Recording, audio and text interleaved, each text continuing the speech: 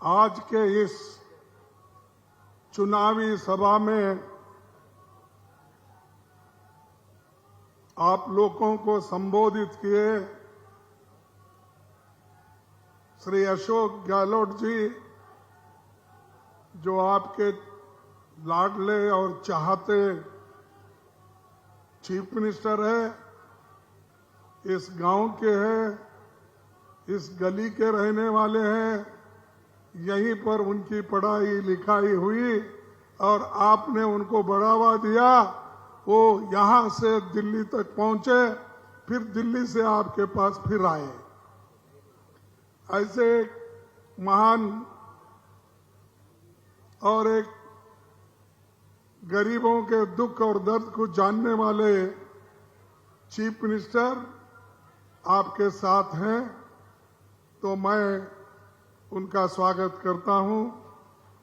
और अभी आपके सामने हमारे पीसीसी प्रेसिडेंट, प्रदेश कांग्रेस कमेटी के अध्यक्ष श्री गोविंद सिंह डोटासरा जी, उन्होंने भी अपनी पूरी भाषण में सरकार ने क्या किया और हमको क्या करना चाहिए और government of India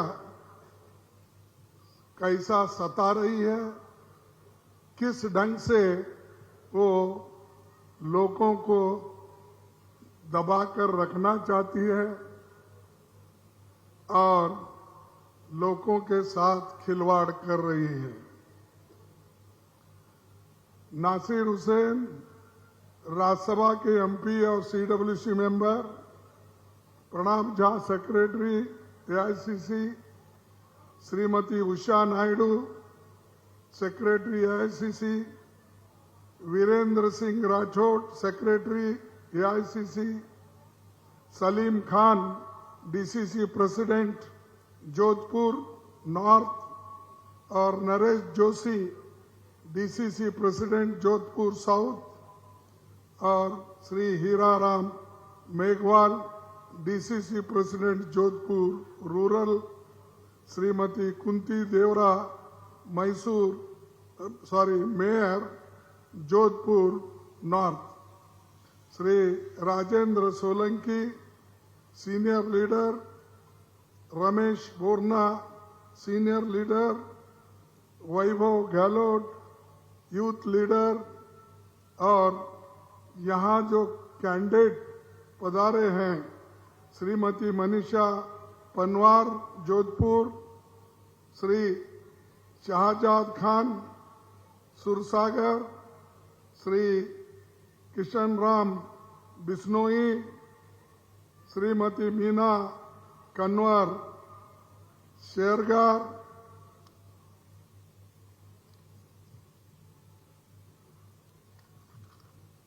miss Divya माड्राना, Shri Mahendra Bishnoi, Shri Prakash छगनानी क्या, हाँ, श्रीमती गीता बारवाड़, श्री मोहनलाल कटारिया, श्री बद्री जाकर, भीमराज भट्टी, पद्मराम मेघवाल, सन्याम लोधा और हरिशंकर मेवरा और इस मंच पे बैठे हुए सारे नेतागण और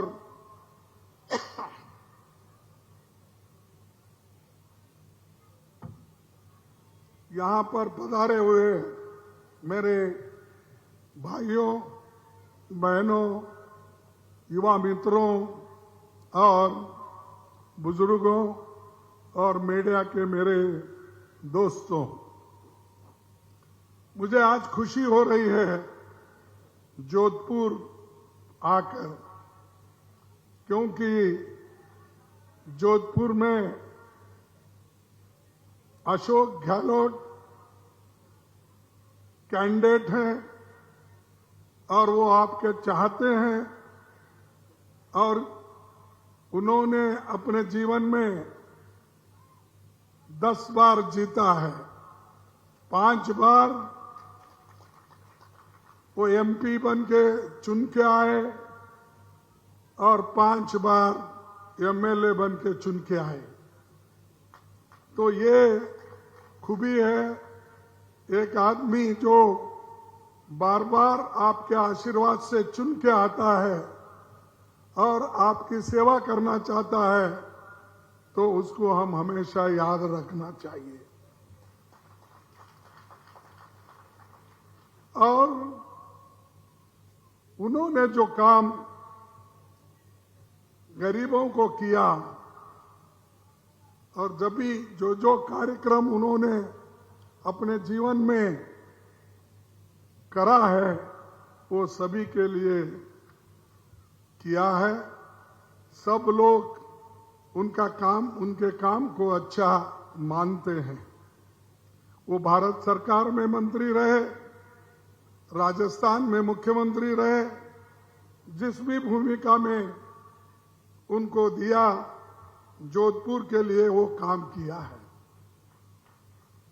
अगर मैं ये कहूं तो आपको उतना बुरा नहीं लगेगा। अब उनका स्वभाव भी ऐसा है गहलोत साहब का, पानी तेरा रंग कैसा है तो जिसमें मिला है वैसा है।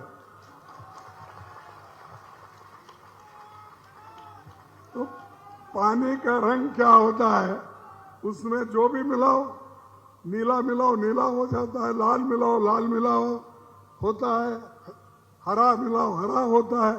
तो वैसा वो पानी के जैसे एक सबको लेके चलने वाले नेता है।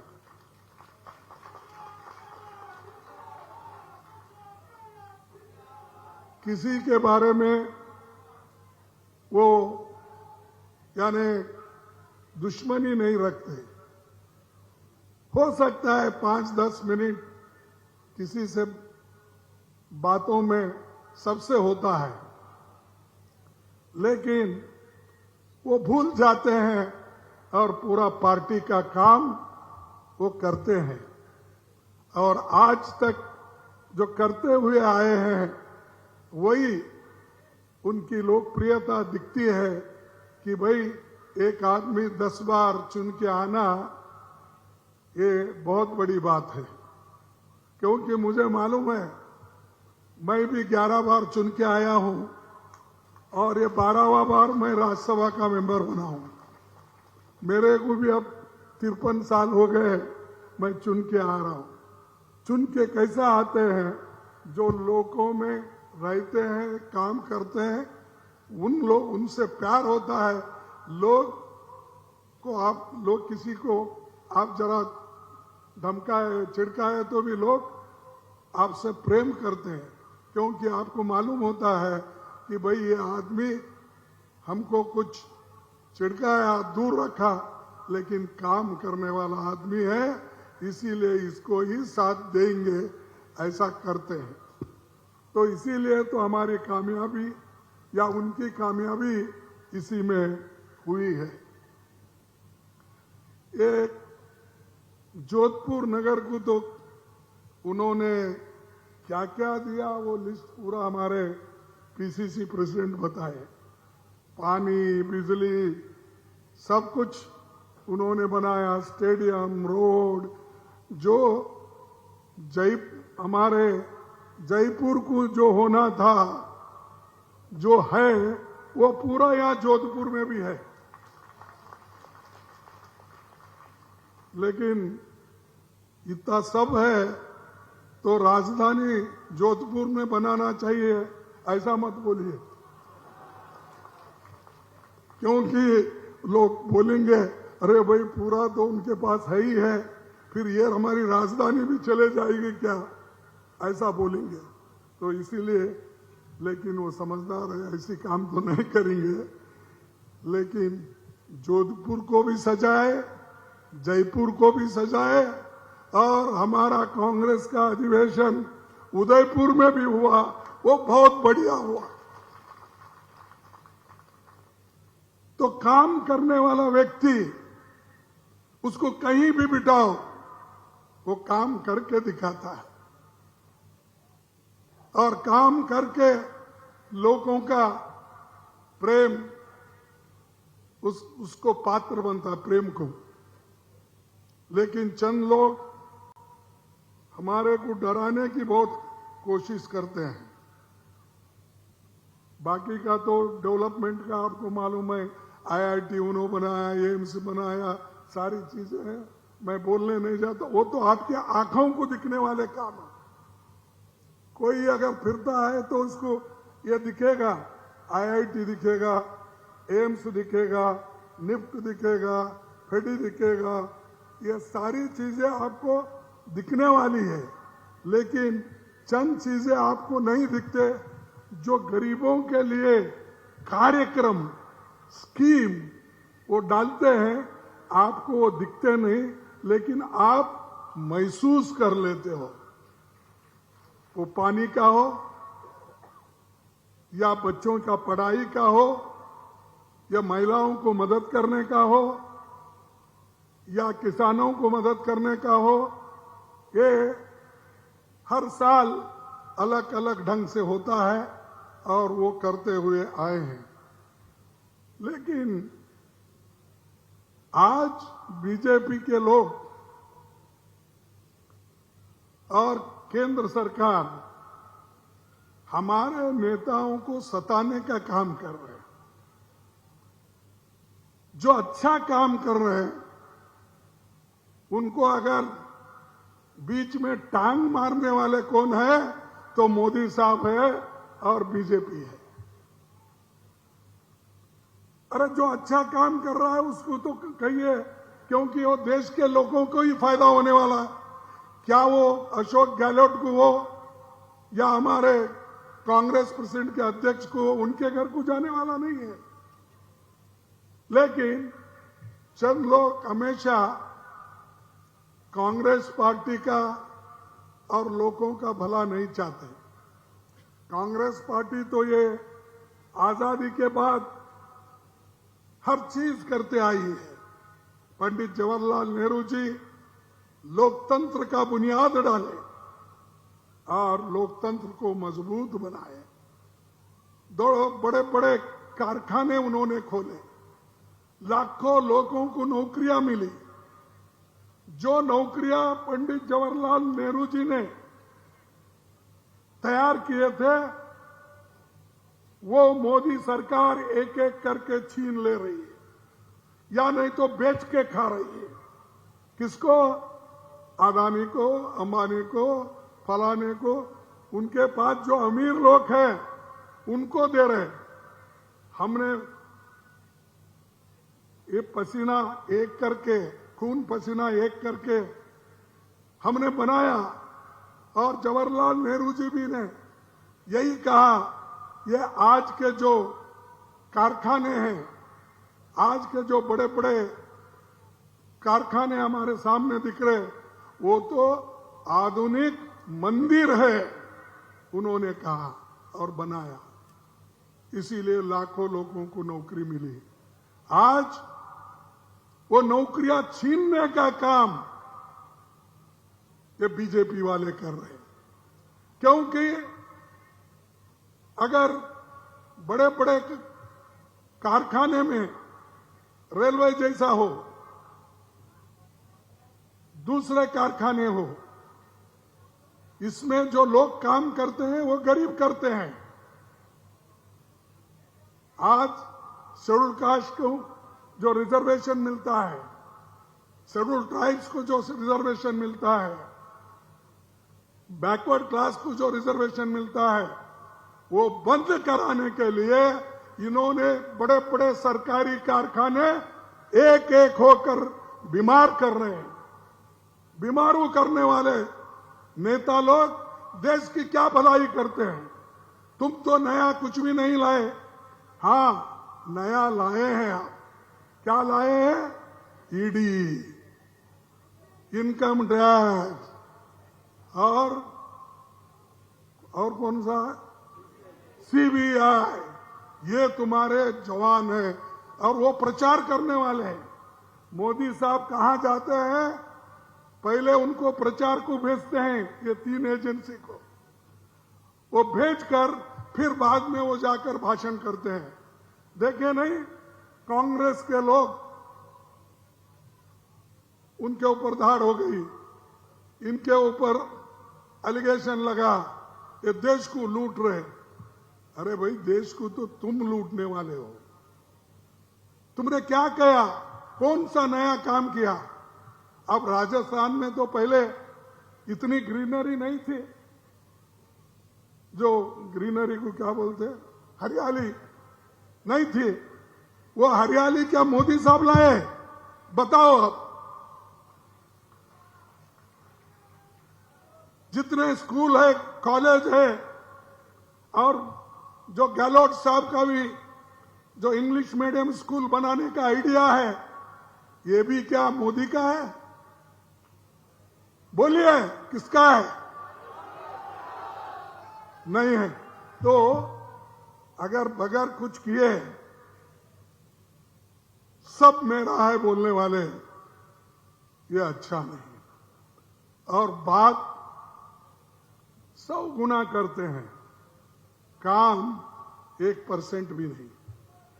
और हम कुछ बोले, क्या है, खड़गे साहब हमेशा हमको यही हमारे खिलाफ बोलते रहते, गहलोत साहब हमारे खिलाफ बोलते रहते, राहुल गांधी जी हमारे खिलाफ बोलते, ये बात हमेशा करते हैं। अरे हम नहीं भाई, आप ही के शब्द है।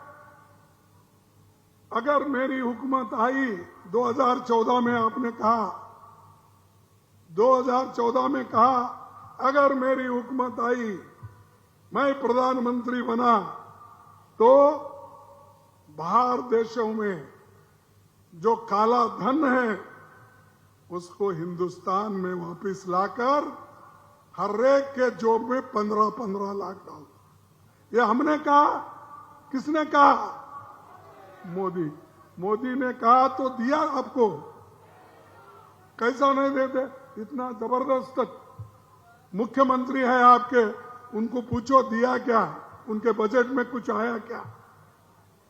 हर जगह मैं जाता हूं, नहीं मिला बोलते हैं। नहीं, अगर एक प्रधानमंत्री झूठ नहीं बोलता तो ये 15 लाख की बात किधर गई? या तो लोग आप लिए वाले झूठ है, या नहीं तो उन्हों झूठ है नहीं दिए वाले। तो ऐसा झूठ झूठ झूठ बोलने की आदत है उनको। हर एक को कहते हैं 2 करोड़ नौकरी मैं सालाना दूंगा। मिला किसको नौकरी? अरे जो है सो नौकरी आप छीन ले रहे, रेलवे के छीन ले रहे, बैंक के छीन ले रहे, डाक के छीन ले रहे, स्कूल के छीन ले रहे, है सो सब छीन ले रहे हैं। आप देंगे कहां से? 2 करोड़ नौकरियां मैं हर साल दूंगा। अब तक तो 19 करोड़ नौकरियां देना था। वो बीजेपी वाले से ही पूछो, अगर नौकरियां नहीं मिले और आपको भी मालूम है तो कौन झूठ बोले? मोदी ने झूठ बोला। अगर मैं ये कहूं मोदी झूठ बोलते हैं, झूठों के सरदार है, अगर कहता हूं मेरे को गलत कहते हैं। और ये सिर्फ बातों से नहीं चलता भाई काम। पेट को रोटी होना चाहिए, हाथ को काम करने के लिए काम होना चाहिए, पढ़ने के लिए स्कूल होना चाहिए। ये अगर रहता है और शायद अच्छे रहने के लिए हॉस्पिटल्स होना चाहिए। सिर्फ स्लोगन से, अच्छा भाषण करने से कुछ नहीं होने वाला देश का। इसीलिए तो अशोक गहलोत जी पहले 10 जो प्रोग्राम बनाए आपके लिए, वो पूरा आपके सामने है। और ये निश्चित है कि मोदी जी जरा घबर गए, इतना घबर गए हैं कि भाई मेरा क्या होगा। कर्नाटक में हारे, हिमाचल में हारे, और लद्दाख में छोटी स्टेट, वहां पर जो कॉरपोरेशन कहते हैं ना, वहां पर भी हारे। 2 सीट मिले उनको। 22 सीट कांग्रेस को और एनसी को मिले, 22 सीट। तो उनको जरा घबराहट हो गई। वो घबराहट में कुछ भी बोलते हैं, किसी को भी गालियां देते हैं, और ये लोग खा रहे हैं। अरे बाबा, आपने तो सबको तो गालियां दिया, कम से कम तुमने 1-2 गालियां खाई है, क्योंकि काम कुछ भी नहीं किए। उन्होंने पहले वायदा किया था, मैं अहमदाबाद से मुंबई तक बुलेट ट्रेन, कहां है भाई बुलेट ट्रेन? अभी चल रहा है काम। 2 साल में करने वाले मोदी जी अभी उनकी बुलेट ट्रेन चलने में है, अभी बनने में है। तो कौन झूठा बोला? मोदी ने बोला। तो ये सब उनके किसानों के दाम दुप्पट, आप किसान का आमदनी 2 पट करूंगा, किसने बोला? फिर किया क्या? नहीं किया। अरे तुम ही बोलते हो, मैं अगर हुकूमत में आया, मैं आप किसानों को मदद करूंगा, तुम्हारी जो आमदनी है मैं वो डबल करके दूंगा। कहां है डबल? तो ये उनके झांसे में मत आओ। अब बीजेपी का खत्म हो गया, अब रिपीट करने का है। यहां अभी बोल रहे थे हमारे गहलोत साहब, हमेशा थोड़ा एक बार इन्हों आते हैं, ऐसा कुछ। अरे अब वो छोड़ दीजिए, अब रिपीट होने का टाइम है।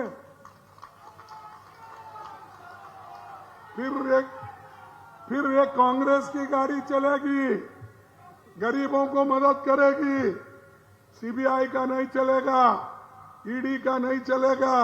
ये तो सब इलेक्शन में डराने के लिए, धमकाने के लिए वो काम कर रहे हैं। भाई ईडी छापे अगर इलेक्शन की वक्त ही पड़ते हैं, आपका इंटेलिजेंस डिपार्टमेंट 5 साल से सो रहा था। 3 साल पहले क्यों नहीं किए? 2 साल पहले क्यों नहीं किए? 1 साल पहले क्यों नहीं किए? 6 महीने पहले क्यों नहीं किए? 2 महीने पहले तो करना था। कब कर रहे हैं? अशोक गहलोत जी जा रहे हैं नॉमिनेशन को, तो छापे गिर रहे हैं उनके लोगों के ऊपर। भूपेश बघेल, कल वोटिंग हो रही है उनकी 7 तारीख को, वहां छापे गिर रहे हैं। तो ये है लोकतंत्र में, ऐसा होता है। आपने सुना है कभी? आपने देखा है कभी? क्या नेहरू जी के जमाने में ये हुआ था? क्या इंदिरा जी के जमाने में ये हुआ था? क्या राजीव के जमाने में ये हुआ था? और उनके ही लोग थे अटल बिहारी वाजपेयी, पाप बेचारा, उन्होंने भी उस वक्त नहीं किया। ये आए महाराज कहां से? मैं गरीब हूं, मैं बैकवर्ड हूं। अरे हम भी बैकवर्ड है, मैं तो दलित हूं, मैं तो उससे पिछड़ा हूं। उसकी तो चाय पीते हैं लोग, मेरा चाय बनाए तो चाय भी नहीं पीते। और तुम हमको सिखाते हो गरीब प्राइम मिनिस्टर बना, किसको सहन नहीं हो रहा। सिर्फ वो लोग अमीर को देखते हैं, गांधी फैमिली को देखते हैं, बड़े बड़े लोगों को देखते हैं। हमारे लिए हमको निकालना चाहते हैं। कौन निकालते भाई? तुम किसी ना किसी इतने गलत काम करे, तुम्हारी किस्मत अच्छी है, गलत काम करने के बावजूद भी चंद लोग आपको सपोर्ट करें, अभी आप जिंदा है, अभी आप प्रधानमंत्री है, तो दोस्तों, मैं आपको यही कहना चाहता हूं, गरीबी के नाम से अमीरों को जो पैसा दे रहा है वो मोदी साहब दे रहे हैं, गरीबों को नहीं दे रहे, दूसरे तरफ अपने दोस्तों को दे रहे। ये मैं पहली बार सुना कि हमेशा लोग बोलते हैं कि कोई भी राजा हो, कोई चीफ मिनिस्टर हो, कोई भी हो, वो गरीबों की मदद करता है। लेकिन ये उल्टा है, एक आदमी अमीर को मदद कर रहा है गरीबों के वोट से। वोट तो गरीबों को लिए और मदद किनको कर रहे हैं? अमीर को कर रहे हैं। और इनके जमाने में अमीर अमीर बनते जा रहा है, गरीब गरीब बनते जा रहा है। आज 60% इस देश की संपत्ति 5% लोगों के हाथ में है और 50% गरीबों के हाथ में 3% इस देश की संपत्ति है। ये मोदी सरकार की देन है और ऊपर से कहते हैं देश को लूट लिया, वो किया, फलाना किया। अरे भाई, हम तो गरीबों के तरफ ही देखते हैं। सोनिया गांधी जी ने 3 कानून बनाए, किनके लिए बनाए? नरेगा का काम किसने बनाया? हमने किया। हमारा तो मजाक उड़ाए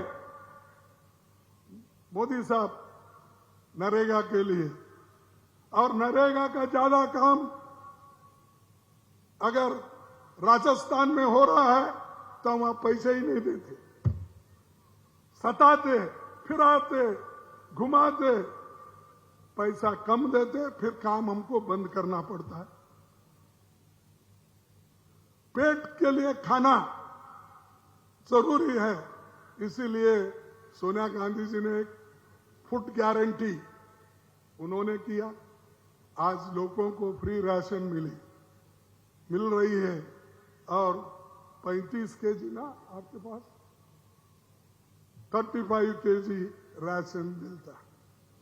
अब इलेक्शन आ रहा है, मोदी साहब को अब गरीबों का अब सोच रहे हैं। अब क्या बोल रहे हैं? नहीं, मैं आगे 5 साल के लिए ये योजना एक्सटेंड करता हूं। आगे 5 साल के लिए ये 5-5 केजी का ये योजना है, ये मैं आगे बढ़ाता हूं। अरे पहले तो बोले ये रेवड़ी है, क्या है, फलाना है, आपने कहा, लेकिन आज वोट के लिए फिर उन्हों कर रहे। हम वोट के लिए नहीं किए थे उस वक्त। चुन के आने के बाद लोगों को जो देने का वायदा किए थे हमने दिया, कर्जा माफ करा। उसके अलावा राजस्थान में ये जो इन्होंने हमेशा ये कहते हैं कि खैर चीफ मिनिस्टर के ऊपर कोई इल्जाम नहीं लगाते, क्योंकि उनको मालूम है फिर चीफ मिनिस्टर उसका उत्तर देंगे, और विपक्षी नेताओं के खिलाफ बहुत उन्होंने ईडी का इसका सब पीछे लगाए। मैं सोच रहा था कि भाई आपको विपक्ष में ही छापे डालने के लिए जगह मिले, पैसा तो खूब है बीजेपी वालों के पास, जाओ डालो, बड़े बड़े घर है, बड़े बड़े पेपर है, वहां छोड़ के यहां गरीब लोगों को सताने के लिए, कांग्रेस के लोगों को सताने के लिए जो सरकार यहां आ रही है उसको रोकने के लिए वो काम कर रहे हैं। तो इसीलिए इनके पास अगर हिम्मत है तो उनके लोग कहां पकड़े गए हैं उनको इंक्वायरी करके जेल में डालो, क्यों नहीं डाल रहे? और एक बात बड़ा दुर्दैव का है कि हम लोग ये चाहते हैं कि कभी भी सरकार इम्पार्शल रहे, लेवल प्लेइंग ग्राउंड रहे। लेकिन उनके पास जो मंत्री, बहुत से मंत्री लोग हमारे से भी उधर गए हैं, या हमारे पास के चंद लोग के जो पकड़े गए थे, दूसरे पार्टी के लोग भी जो पकड़े गए थे, चंद व्यापारी भी जो पकड़े गए थे, उनको बीजेपी ने लिया, लेकर अपने पार्टी को शक्ति बनाने के लिए उनके पास तो पैसे खींच लिए, और वो जो जिसके ऊपर कलंक था, वो कलंकित लोग बीजेपी में गए, और उनके पास बहुत बड़ी मशीन है। एक कैसी मशीन है? Washing machine. बहुत बड़ी वॉशिंग मशीन है, शाह ने रखा है वो।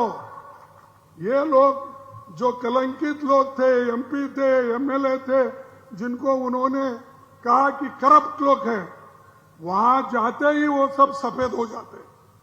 वो ड्राई क्लीन के डब्बे में डाल दिए मशीन में, वो पूरा सफेद होके निकलते। तो ये उनका मंशा है कि डराना, लेकिन कांग्रेस ये डरती नहीं। कोई डराने की कोशिश करे, हम कभी डरने वाले नहीं हैं। और याद रखो, आप डरेंगे तो मरेंगे। आप हमेशा कोशिश करो कि ठीक ढंग से रहने का, अपने को जिंदा रहने के लिए, अपने पार्टी के लिए, अपने उसूलों के लिए सब एक होकर लड़ते रहो। इसीलिए मैं तमाम से यही एक विनती करूंगा कि ये लोग तो हमारे पीछे पड़े हैं, लेकिन वो पीछे पड़ने दो, वो पीछे रहेंगे, हम आगे चलेंगे।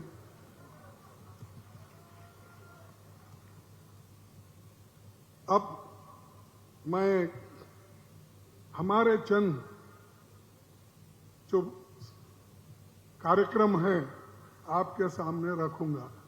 वो तो हमारे गहलोत जी और हमारे पीसीसी प्रेसिडेंट बोले हैं, फिर भी मैं ये कहना चाहता हूं, देश में स्वास्थ्य का अधिकार देने वाला पहला राज्य कौन सा है? चिरंजीवी योजना में 25 लाख का मुफ्त इलाज देने वाला कौन सा है? सरकारी कर्मचारियों को पुरानी पेंशन बहाल करने वाला कौन सा राज्य है?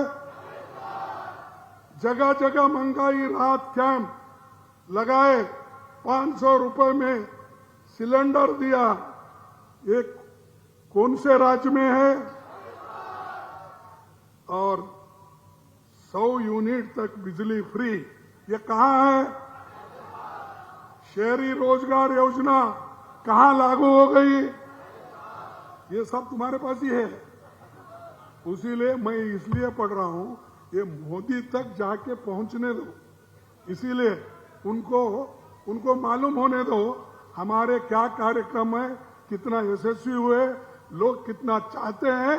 इसलिए मैं दोबारा पढ़ रहा हूं कि उनको भी यहां से खबर जाने दो। राजस्थान डरने वाला नहीं है, ये तो वीरों का भूमि है। यहां फौज में भर्ती होने वाले, देश के लिए लड़ने वाले, सबके साथ मिलकर खड़े होकर रहने वाले हैं। ऐसे लोगों के साथ अगर तुम लड़ते रहोगे तो मुश्किल हो जाएगा। अब गारंटी, ये तो गारंटी दिए हुए है, अब गारंटी फिर दे रहे हैं। गृह लक्ष्मी गारंटी, परिवार महिला मुख्य को हर साल 10,000 रुपये।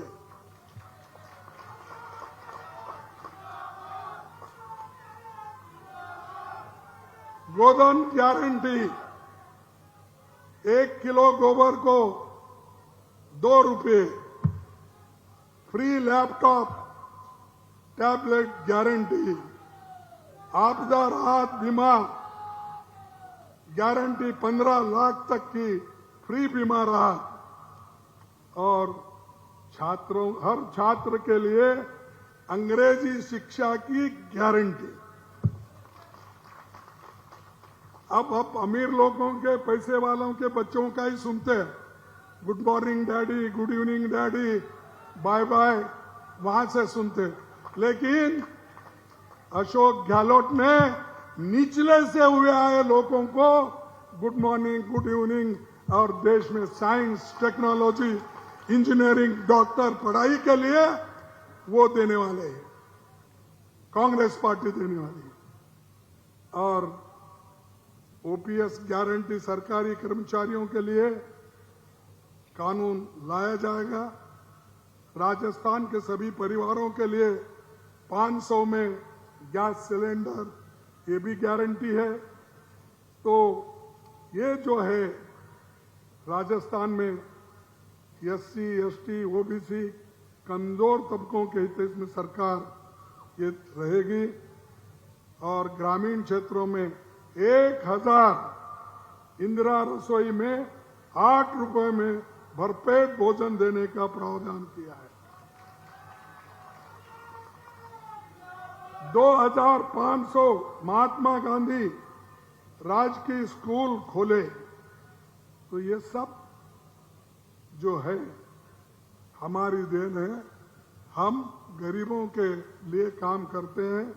तो इसीलिए मैं कुछ और ज्यादा बोलने नहीं जाता, क्योंकि हमारे इतने स्कीम्स है, अगर मैं बोलते जाऊंगा तो शाम हो जाएगी। तो इसीलिए यही मेरा विनंती है कि आप लोग जो काम बीजेपी ने किया, नोटबंदी की, सबके घर बर्बाद किए, नौकरियां कम कर दिए, उसके बाद में उन्होंने एक तरफ नोटबंदी के साथ साथ भी अब मुनाफाखोर लोगों को भी मदद की, जीएसटी गलत लागू की। छोटे छोटे व्यापारी, अरे उनको जीएसटी से तंग कर दिए। और छोटे जो स्मॉल हैंडलूम्स, छोटे जो कारखाने वाले हैं, उनको भी तंग कर दिए। और छोटों को तंग करना, बड़ों का पेट भरना, ये इनका काम है। तो इसलिए भाइयों, इसके साथ ही और 2 शब्द बोल के मैं अपना भाषण खत्म करता हूं। भाई हमको तो छोड़ो, एक तो एम्प्लॉयमेंट नहीं, ये तो मानते हैं ना, रोजगार तो नहीं मिल रहा। और इन्होंने सब रोजगार खुद ही खा लिए, क्योंकि नौकरियां देने का बंद कर दिया। और दूसरा तरफ भाई लोगों को प्याज भी नहीं मिल रहा। कोई लोग देखना भाई प्याज कैसा हो, तो सूंघने गए तो वो भी नहीं मिल रहा। कम से कम खाने को नहीं मिला, सूंघने को तो मिलना ना, वो भी नहीं मिल रहा। दाल नहीं, चावल, अब दाल इतनी महंगी हो गई, अरहर आपको मालूम है, तो 90% ज्यादा हो गया उसका। तेल, हर चीज, खाने के चीज जो गरीब खाते, रोज खाते, मेहनत करने वाले खाते, वो चीज नहीं मिल रही। इसका कारण क्या है कि मोदी सरकार, एक ही के हाथ में, अदानी जैसे आदमी के हाथ में सब कुछ दिया इन्होंने। एयरपोर्ट दिया, पोर्ट दिया, बड़े बड़े रास्ते दिए, माइंस दिए, ये सब देकर हमको सब चुना लगाए। तो भाइयों, मैं आपसे यही विनती करता हूं, आप सब मिलके फिर एक बार कांग्रेस को लाइए, कांग्रेस को जिताइए और राजस्थान का नाम बढ़ाइए, और जो पिछले का रिकॉर्ड है वो तोड़ दीजिए। इतना कहते हुए मेरे बातों को मैं समाप्त करता हूं, और मैं 2 स्लोगन लगाऊंगा, आप मेरे साथ देना। जय हिंद, जय हिंद, जय हिंद, जय कांग्रेस, जय कांग्रेस, जय कांग्रेस। धन्यवाद। राजस्थान को मेरा सलाम।